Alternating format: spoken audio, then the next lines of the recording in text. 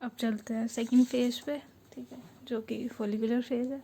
अब इसमें देखो क्या होगा कि इसमें जो सबसे पहले जो प्राइमरी फॉलिकल है, ठीक है, दैट विल बिकम, ये कहते हैं, ट्रांसफॉर्म इनटू ग्रेफिन फॉलिकल, ठीक है।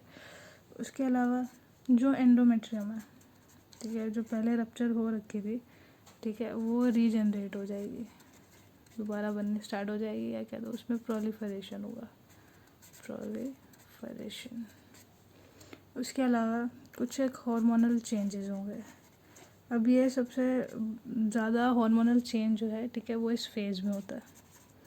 हार्मोनल चेंजेस अकर्स, ठीक है। कौन कौन से? एक तो सबसे पहले it increase in LH and FSH, ठीक है, हार्मोन्स, लुथेनिन हार्मोन और follicular stimulating hormones. More precisely सबसे पहले देखो जो पिट्यूटरी है, ये सबसे पहले जो हाइपोथैलेमस है, ठीक है, जो वो गोनाडोट्रोफिन रिलीजिंग हार्मोन सिक्रीट करेगा, ठीक है, वो कहाँ पे करेगा? पिट्यूटरी को। फिर जो पिट्यूटरी है, सबसे पहले हाइपोथैलेमस देन पिट्यूटरी, फिर जो पिट्यूटरी है वो LH और FSH रिलीज़ करेगा, ठीक है। फिर उसके अलावा जो एस्ट्रोजन है, ठीक है, ओवरी वो भी रिलीज़ करेगी एस्ट्रोजन हार्मोन, समझो। तो काफ़ी सारे हार्मोन्स हैं, उनका इंक्रीजमेंट आएगा एक तरीके से बॉडी में। तो LH और FSH इनका भी इंक्रीज़ होगा, और जो एस्ट्रोजन है हार्मोन उसका भी इंक्रीज़ होगा, ठीक है, फॉलिकुलर फेज़ में। अब अगर मान लो जब ये सारे हार्मोन्स पीक लेवल पे होंगे, या कह दो बहुत ज़्यादा हो जाएंगे, ठीक है, तो थर्ड फेज शुरू हो जाएगी, ठीक है। कौन सी? ओव्यूलेटरी फेज, या यूँ कह दो ओव्यूलेशन। अब देखो इसमें होगा क्या, जब LH, both LH and FSH, ठीक है, अटेन्स पीक लेवल ऑन, ये कह दो, सॉरी, ऑन मिडल, ये कह दो मिड ऑफ साइकिल, ठीक है। ये याद रखना है कि जो ओव्यूलेटरी फेज है, ये कहते जो ओव्यूलेशन है वो हमेशा साइकिल के मिड में होगा, ठीक है। सपोज 14th डे में अगर अपने 28 एवरेज लेके चल रहे हैं, ठीक है, तो अगर मान लो ये मतलब इस फेज़ में, ठीक है, LH और FSH का पीक लेवल अटेन कर लेंगे, ठीक है। अब जब ये रैपिड सिक्रीशन हो जाएगा LH का, ये कह दो जो रैपिड सिक्रीशन है LH ऑफ LH, ठीक है, इसको एक टर्म दी गई है यहाँ पे LH सर्ज, और ये क्वेश्चन आता है, ठीक है, एग्जामिनर बहुत पूछता है कि LH सर्ज कब होगा, ठीक है, और ये क्यों होगा, या फिर इसका क्या रोल है। तो देखो जो LH सर्ज है, ठीक है, जैसे ही LH सर्ज होगा, ये क्या, तो रैपिड सिक्रीशन होगा LH का, ठीक है, तो ये इंड्यूस करवाएगा ग्रेफिन फॉलिकल के रप्चर का, ठीक है, that it will cause rupturing of Graafian follicle.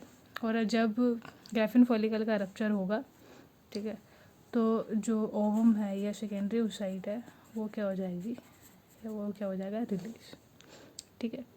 तो यहाँ पे क्वेश्चन घुमाते हैं कि LH सर्ज क्या चीज़ है, ठीक है, और ये कौन सी फेज़ में होता है, और इसके पीछे रिस्पॉन्सिबल हार्मोन कौन सा है। तो नाम से पता चल रहा है LH।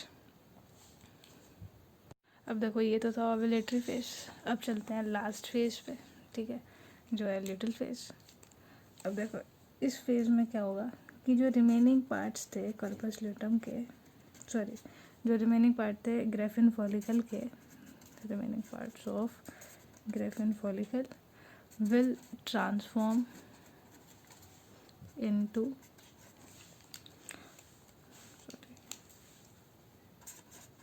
कॉर्पस ल्यूटम, ठीक है।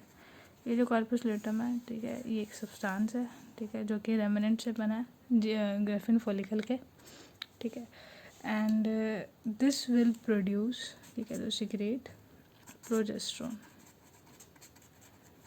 हार्मोन, ठीक है।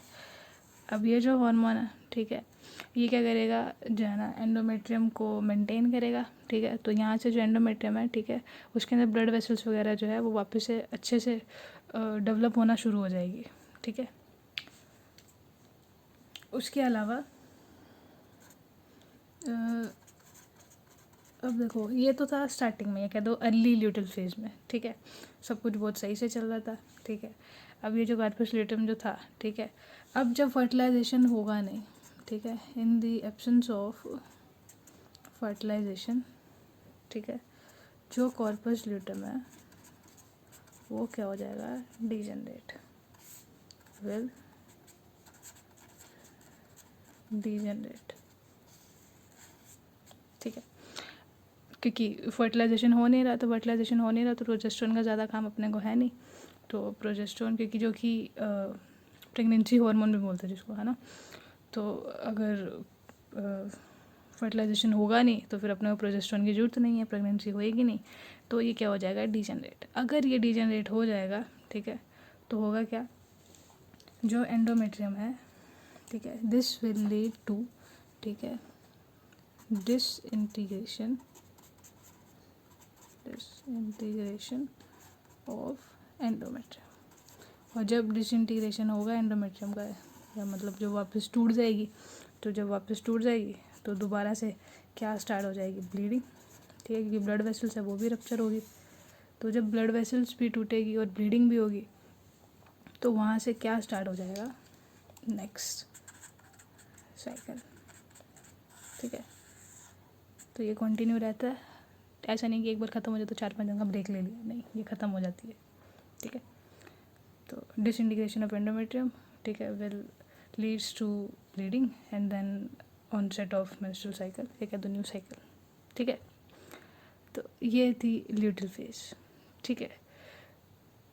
और उसके अलावा आप कुछ एक पॉइंट्स, ठीक है, जो इसमें अपने को याद रखना है, क्या कि जो फर्स्ट मेंस्ट्रुअल साइकिल होती है, ठीक है, फीमेल में, उसको अपने क्या बोलते हैं, मिनार्क या मिनार्की, जो भी है प्रोनाउंसिएशन, स्पेलिंग तो देखो यही होती है, ठीक है, मिनार्क, मिनार्की, जो फर्स्ट मेंस्ट्रुअल साइकिल होती है फीमेल्स में, ठीक है। उसके अलावा ये प्यूबर्टी पे स्टार्ट होती है, ठीक है, जब फीमेल प्यूबर्टी में आ जाती है।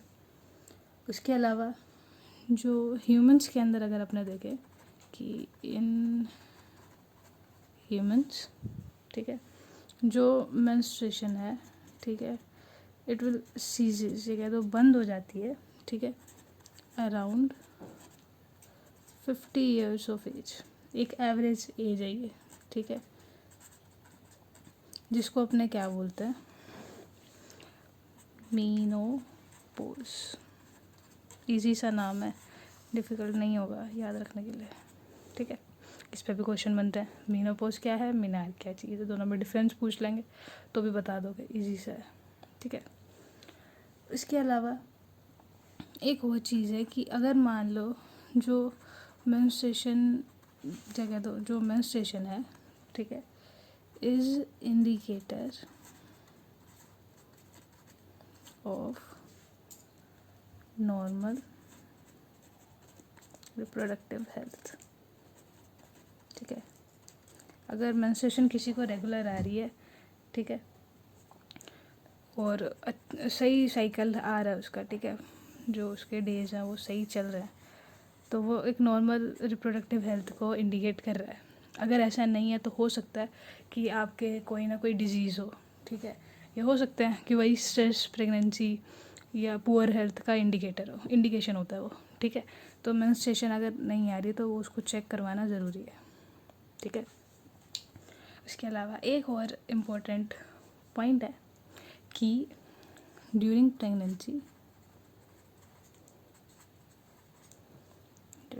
प्रेगनेंसी, मेंस्ट्रुएशन, ठीक है, विल स्टॉप हो जाएगी, वो ऑब्वियस ही बात है।